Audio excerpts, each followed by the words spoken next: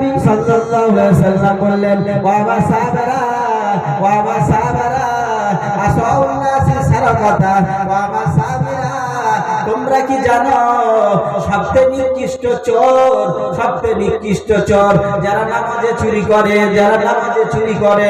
প্যারা নবী বললেন, সাহাবীরা বললেন, ইয়া রাসূলুল্লাহ, ইয়া হাবিবাল্লাহ, নামাজে আবার কেমন ভাবে চুরি করে, নামাজে আবার কেমন ভাবে চুরি করে? প্যারা নবী বললেন, লা ইতুমহু রুকুহা ওয়ালা সুজুদাহা, যারা রুকু সিজদা ঠিকমতো করে না তারাই হলো সবচেয়ে নিকৃষ্ট চোর। প্যারা নবী সাল্লাল্লাহু আলাইহি ওয়াসাল্লাম বলেন, রুকু যখন করতে হবে মাথাটা তোমার ঝুঁকবে না, উঁচু হবে না, মাথা ঝুঁকবে না, উঁচু হবে না, মাথা সোজা হবে, মাথা সোজা হবে। রুকু থেকে উঠে রব্বানা লাকাল হাম, এই রব্বানা লাকাল হাম এটাকে কওমা বলে। যদি কোনো ব্যক্তি এই কওমা যদি ছেড়ে দেয়, ওয়াজিব ছেড়ে দেয়া হবে, তার নামাজ হবে না। নামাজে ওয়াজিব ছেড়ে গেলে ইমাম সাহেব সহসেজদা দেয়, তদ্রুপ তোমার ওয়াজিব ছেড়ে গেল, সহসেজদা দিতে হবে।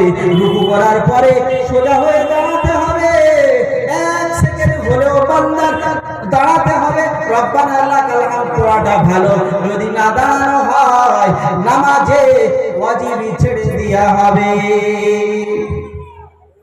প্যারা নবী বলে, ও আমার সাহাবীরা, আর একটা জায়গা আছে যেখানে আমার উম্মত উম্মতানিরা চুরি করে, নামাজে চুরি করে।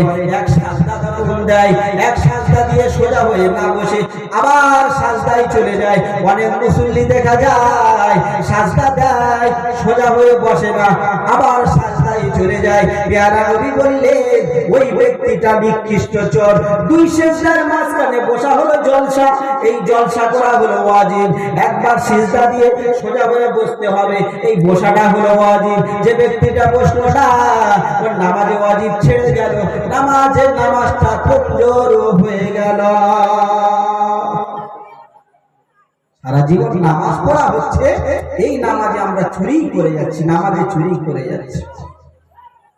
কিতাবে এসেছে দুই সিজদার মাঝখানে বলবে রব্বিক ফিরিলি, রব্বিক ফিরিলি দুবার বলবে।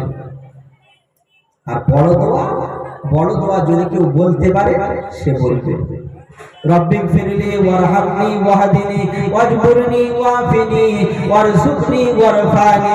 রব্বিক ফিরলি, আল্লাহ আপনি মাফ করুন, আল্লাহ আপনি দয়া করুন।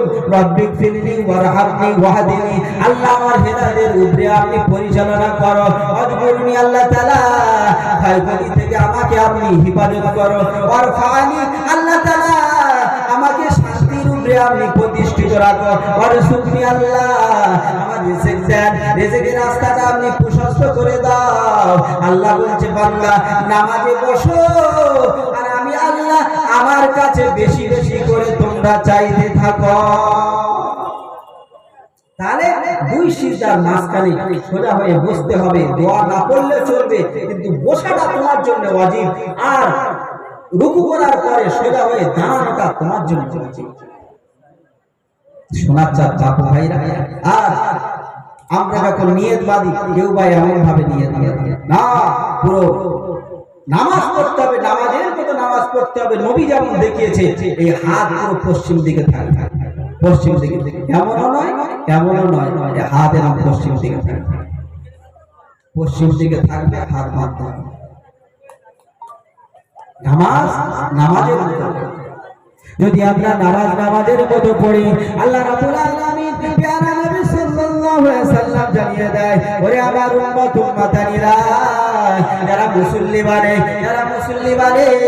যারা মসজিদে আসে, আল্লাহ তাআলা তাদের মেজবান বনে যায়। মুসল্লিরা আল্লাহ তাআলার মেহমান বনে যায়, আল্লাহ তাআলা মেজবান বনে যায়। কিয়ামতের দিন আল্লাহ তাআলা বলবেন, ও আমার ফারিস্তারা, ও আমার ফারিস্তারা, ও আমার ফারিস্তারা, আমার প্রতিবেশী যারা ছিল, আমার প্রতিবেশী যারা ছিল, ও আমার ফারিস্তারা, তাদের নিয়ে জান্নাতে দাও, তাদের নিয়ে জান্নাতে দাও। ফারিস্তারা বলবে, আল্লাহ তাআলা আপনার আমার প্রতিবেশী কারা? মানুষের সঙ্গে বসবাস করে, তারা তাদের প্রতিবেশী হয়। আল্লাহ তাআলা আবার আপনার প্রতিবেশী আবার কারা? আল্লাহ বলবে, আমার ফেরেশতারা, যারা আজান হতো মসজিদে গিয়ে নামাজ পড়তো ওরাই হলো আমার প্রতিবেশী। প্যারা নবী সাল্লাল্লাহু আলাইহি সাল্লাম জানিয়ে দেয়, ও আমার উম্মত উম্মতানিরা, ও আমার উম্মত উম্মতানিরা, যারা ফজরের নামাজ পড়লো না, ফজরের নামাজ পড়লো না, বাজারে চলে গেল, ওরা শয়তানের ঝান্ডা নিয়ে গেল, ওরা শয়তানের ঝান্ডা উঁচু করে নিয়ে গেল। যারা ফজরের নামাজ জামাতে পড়লো, ইমানের ঝান্ডা নিয়ে গেল, ইমানের ঝান্ডা নিয়ে গেল, কিয়ামতের দিন আল্লাহ রাব্বুল আলামিন বলবেন, ওরে আমার বান্দারা, ওরে আমার বান্দারা, আমি তোমাদের মাবুদ, আমি তোমাদের সামনে আজকে উপবিষ্ট হয়েছি, তোমাদের সামনে আমি আল্লাহ তাআলা রয়েছি, সাজদা করো, সাজদা করো, সাজদা করো, সম্মানার্থে সাজদা করো। সবাই সাজদায় চলে যাবে। কিছু কিছু মানুষরা লোহার মতো, তক্তার মতো দাঁড় হয়ে দাঁড়িয়ে থাকবে, সাজদা করার চেষ্টা করবে, বারে বারে চেষ্টা করবে, চেষ্টা করেও তারা সাজদা করতে পারবে না।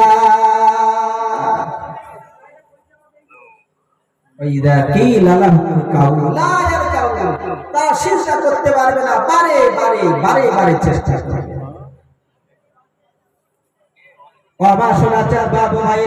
আল্লাহ তাআলা আমাদের কত নিয়ামত, কত বরকত, কত নিয়ামত, কত বরকত, একটু কষ্ট করা লাগবে।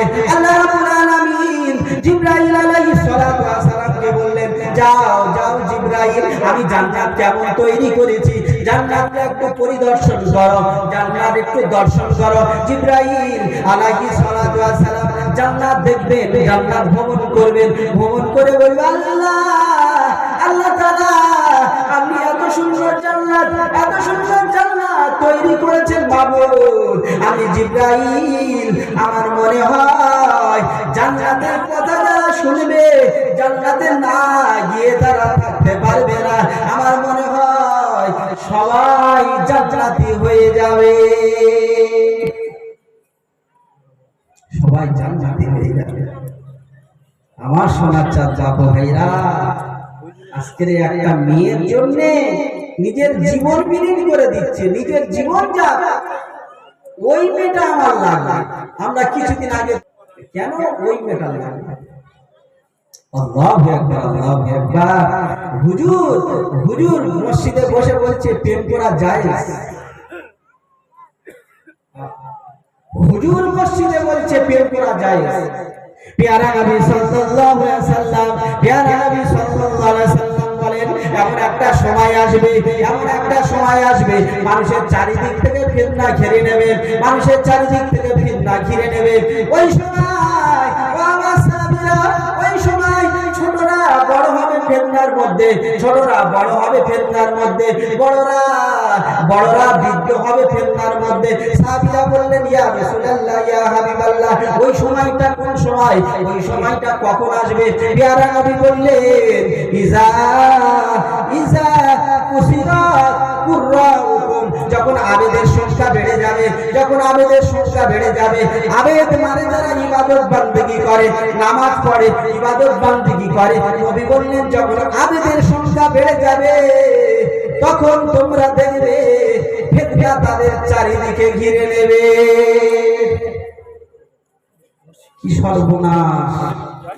জামাতের কাজ নিয়মিত চলছে মুসল্লি বাড়াবার জন্য, ইমাম খুতবায় মেহনত করে মুসল্লি বাড়াবার জন্য, মুয়াজ্জিন পাঁচ ওয়াক্ত হাত দিচ্ছে মুসল্লি বাড়াবার জন্য। আর রাসূল বলছেন, যখন আবেদ বেড়ে যাবে, মুসল্লি বেড়ে যাবে, তখন ওই সময়টা তখন। তাহলে আবেদ মুসল্লি বাড়া কি খারাপ?